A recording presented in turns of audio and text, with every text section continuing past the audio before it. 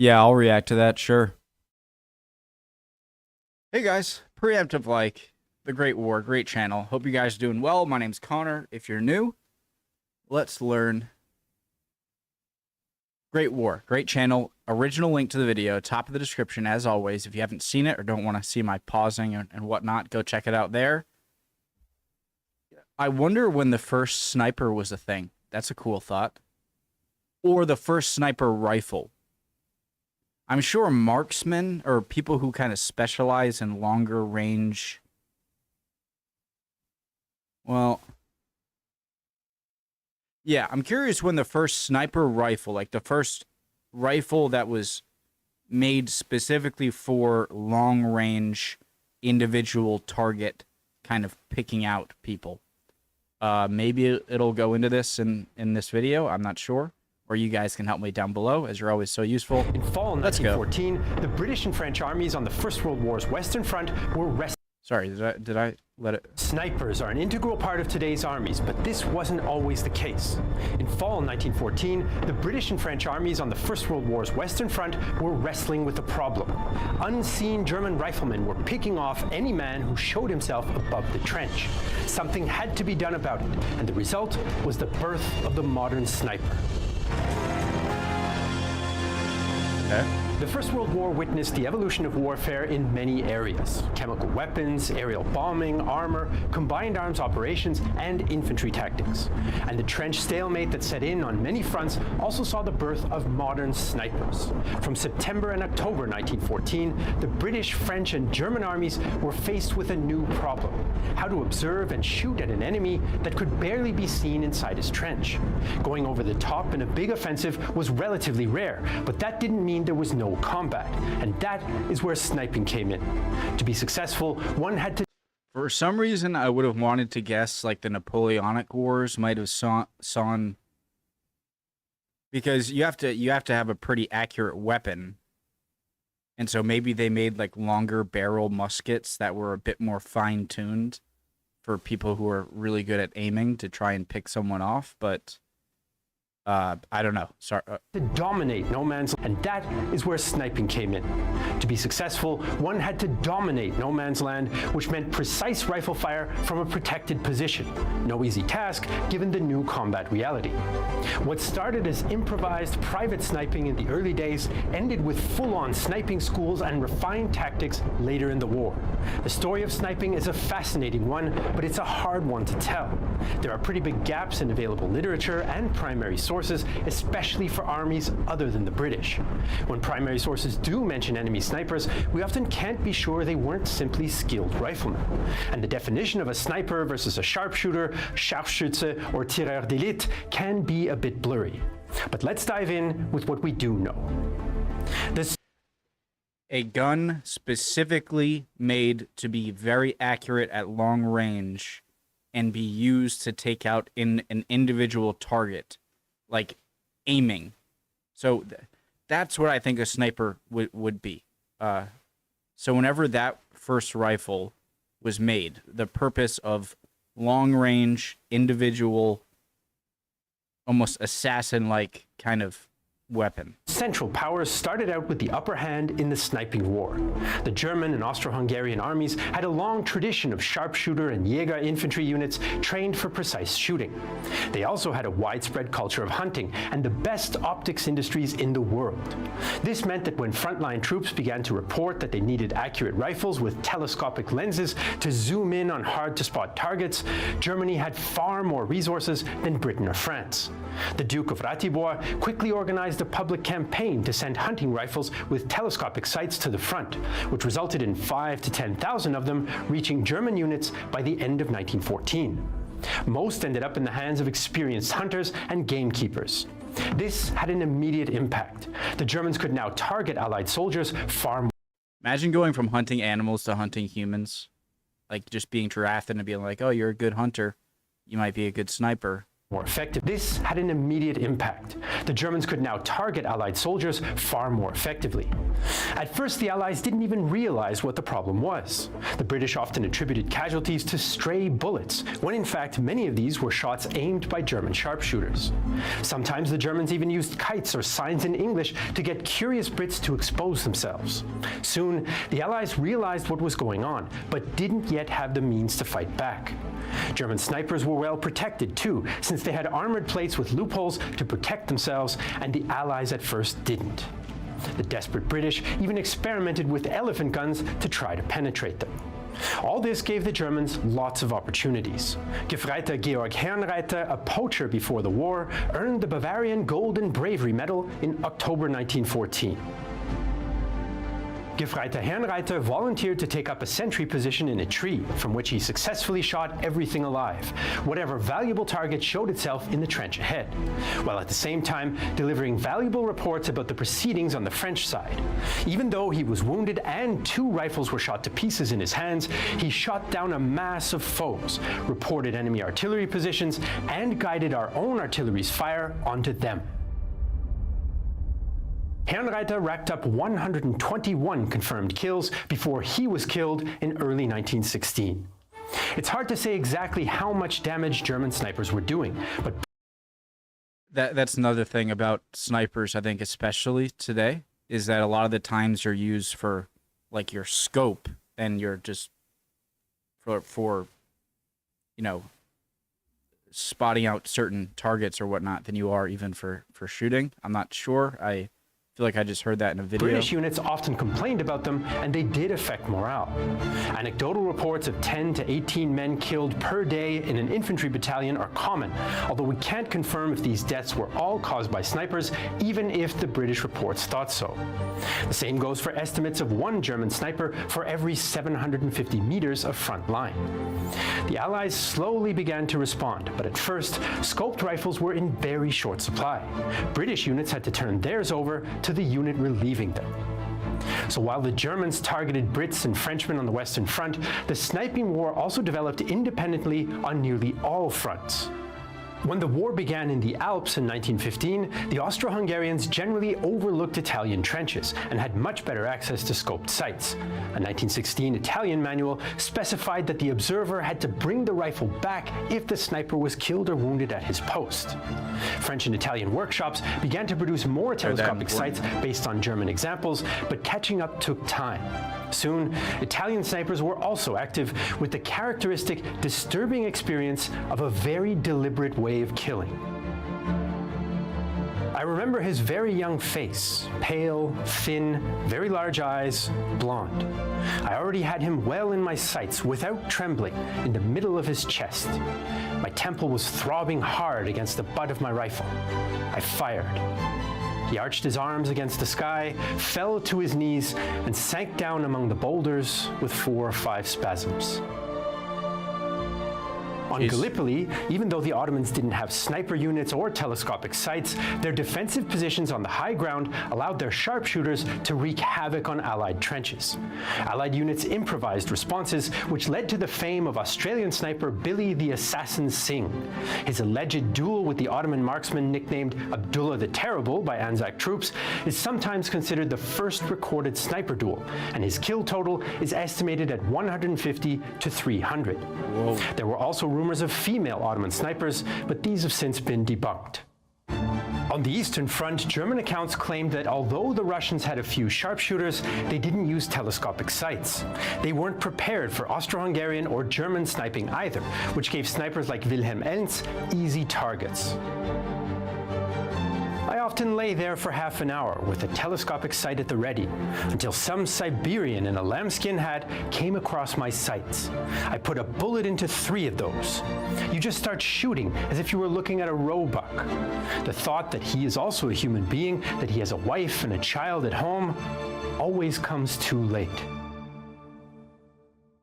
Once the practice of sniping began, armies began to improve and regulate it, not only in terms of rifles, but the principles and supporting tools of a new and deadly trade.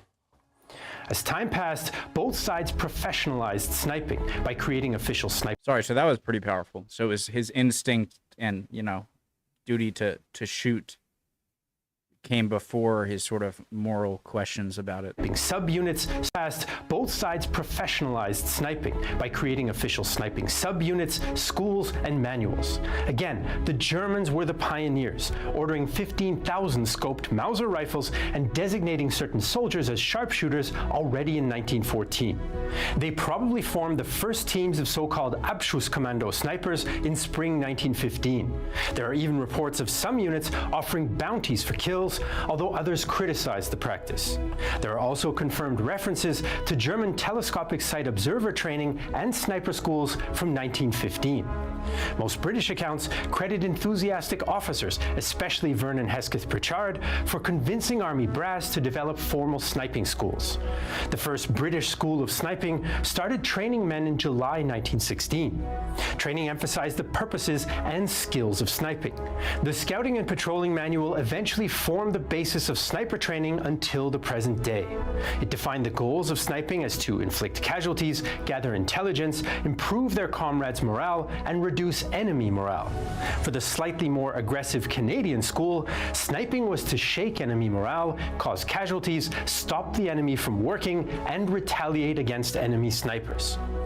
That is, I can only imagine, although I've never been in any situation even close to resembling any of this, that as bad as it would be being in war and in trenches, at least if you have some downtime where you think you're reasonably safe, you don't hear the artillery shells or the machine gun fire, but just knowing at any moment you could just be picked off would really just get rid of that sort of restful side, any restful side of warfare that you had before then, probably was gotten rid of. Australian sniper Jon Idris' experience in Palestine confirmed why the training emphasized counter-sniping.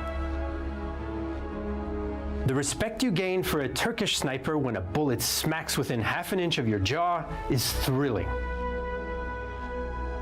Soldiers also perfected skills like judging range and compensating for wind, and how to deal with problems like enemy snipers, fog, overly sensitive or difficult to adjust sights, or wooden stocks swelling and reducing rifle accuracy.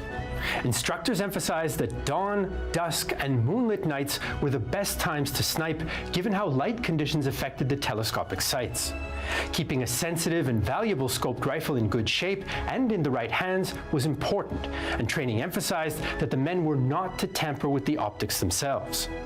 The French took the lead in camouflage, and an artist-led workshop began to churn out materials to make decoys, fake horse carcasses or dead bodies to use as hides. Oh yeah, I didn't even realize what it was supposed to look like, a dead horse. Interesting. Material for camouflage suits. They also supplied British sniping schools, as did the Royal Engineers Special Works Park. The Levad Scouts, who played a key role in the development of British sniping, created the first ghillie suits based on Sorry, a dead horse is a pretty interesting choice. Because at first I'm like, yeah, but the texture's all off, if you can see. But I mean, if it's a decaying dead horse, then it's, you know, it might be bloated like it is here, and just sticking up like that, all the gases in it. Obviously, you can't see this side of the horse, or you're not meant to. The horse. Yeah, and it's probably something that you might, like, see kind of little, and it might look a little off, but it is a decaying horse, and then kind of move on. Bodies to use as hides, and material for camouflage suits. They also supplied British sniping schools, as did the Royal Engineers Special Works Park. The Levad Scouts, who played a key role in the development of British sniping, created the first ghillie suits based on Scottish stocking camouflage. The Germans even developed an armor-piercing bullet in 1915 that could penetrate most Allied plates for a time.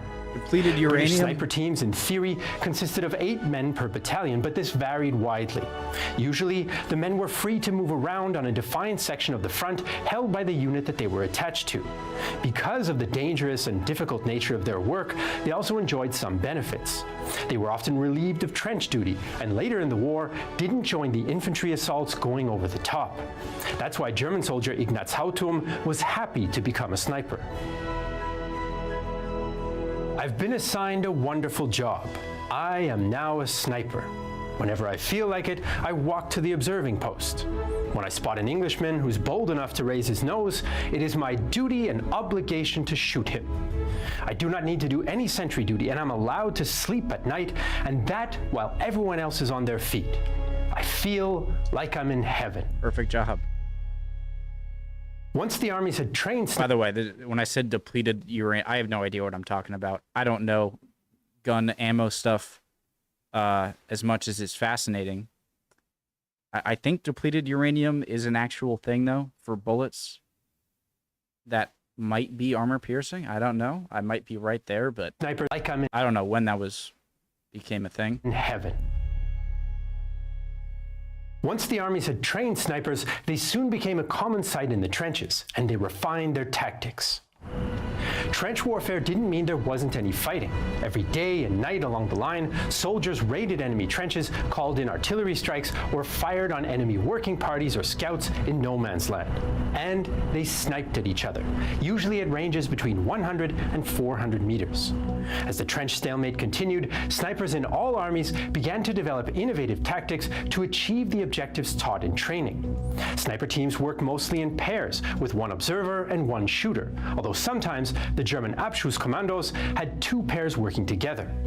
The Germans also tried to have their snipers support each other to immediately threaten any potential enemy counter-snipers.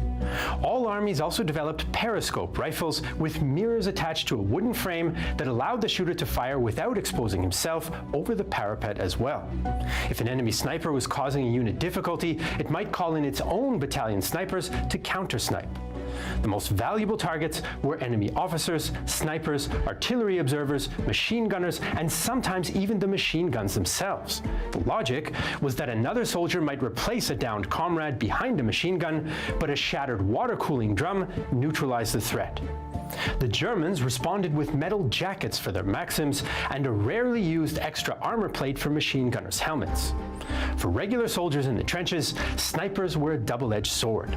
The men were glad if a sniper team arrived to counter-snipe an enemy who'd been picking off their comrades, but sometimes resented their own sniper's presence, since they would provoke the enemy and then leave, while the regular infantry would still be there when the enemy retaliated. I never liked them snipers. They would shoot some poor Hun and then bugger off. Then we'd get it in the neck. Our officer used to chase them out, telling them to ply their murderous, bloody trade somewhere else. Well, even if he was there, I get his point, but maybe I'm just trying to be more logical than I would be if I was in that place. But I mean, if it was there, they're still gonna fire back at you, right? Aside from the daily grind of trench sniping, snipers and sharpshooters could help stop enemy attacks. Why don't they dig tunnels? Just dig tunnels, but like towards, like from your trench beneath the what's it called? The dead man zone, the area in the middle where you're gonna get gunned down. And then like put explosives or something. I don't know. Enemy infantry began sniping, snipers and sharpshooters could help stop enemy attacks. When enemy infantry began to cross no man's land, snipers in protected positions just behind their own front line could take out enemy officers and NCOs or small groups of enemy who'd penetrated friendly trenches. The Germans complained when they attacked the French, locating enemy snipers who were pinning them down was, quote, like fighting phantoms. German sharpshooters tried to do the same thing at Verdun. We sharpshooters occupied the lines of craters behind the main body of our men, and as soon as the French advanced, we would shoot the officers in leading ranks, our riflemen and machine guns dealing with the rest. Eventually, even though the British never matched the quality of German optics, they did gain the upper hand in the sniping game. A German report from mid-1917 indicated that the number and quality of scoped marksmen on the English side have strongly increased during the previous months. The experiences since the start of the war have shown that amongst our foes, the English are the best precision shooters and come before the French. This was partly due to the skills of Dominion troops from Canada, Australia, New Zealand, and South Africa. Many had experience as hunters, trappers, or outdoorsmen, and they put their skills to good use hunting enemy soldiers instead of big game.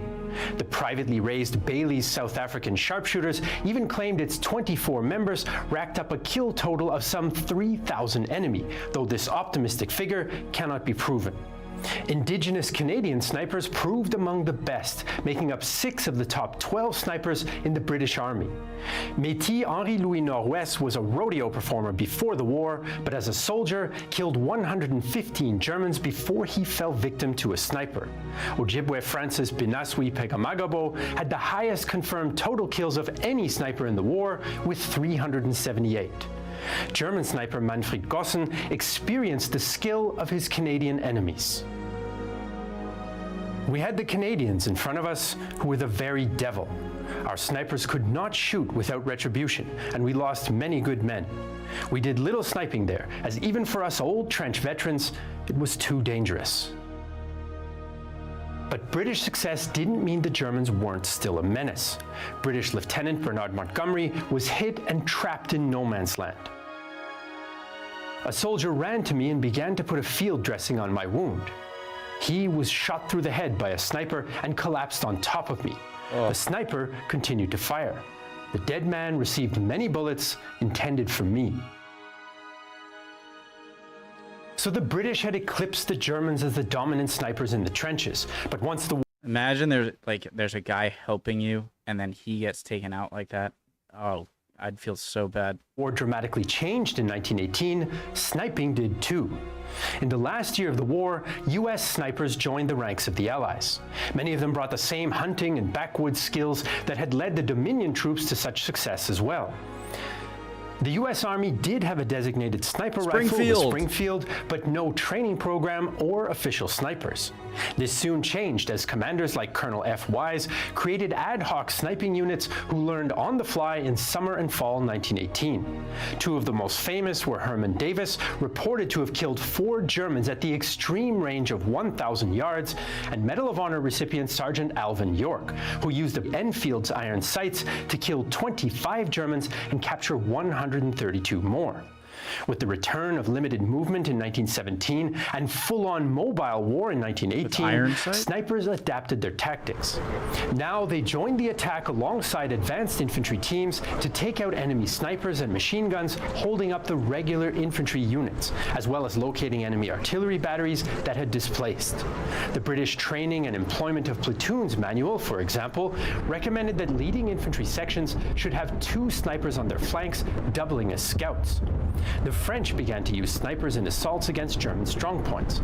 First, artillery and gas would blind the defenders while the infantry moved closer. Then, French snipers would target German snipers and machine gun teams inside pillboxes through the firing slits, giving time for bombing teams to lob grenades from close range. A German soldier recalled the effect of US snipers on his unit's defenses. We had great trouble from the American riflemen who were very accurate shots. 3 of our top 4 machine gunners were shot down one after the other, and no one was prepared to take their place. With no fire support from the machine guns, we were soon overrun and forced to surrender. Wow. If that doesn't show you how effective it was, I don't. Of course, as the Allies advanced, the Germans used snipers. Just being so effective and like you are going to die if you take this machine gun post. I'm sure a lot of the men were very aware of the situation in war and that they were likely to die, but even that sure of a death seemed to be too much. Fire support from the machine guns, we were soon overrun and forced to surrender. Of course, as the Allies advanced, the Germans used snipers working in tandem with machine guns to delay the enemy to buy time for German units to retreat to new positions. One Canadian regiment recorded a costly action. Achtung! That means attention, I think. At Le Quesnel, one Boche sniper did more damage than 4 machine guns which were firing from the same locality. The guns were located. The sniper was not. The overall impact of sniping in the First World War is difficult to judge given the state of research. Its proponents often make optimistic claims about high numbers of casualties inflicted, but evidence is One sec, guys. Be right back. My bad. mostly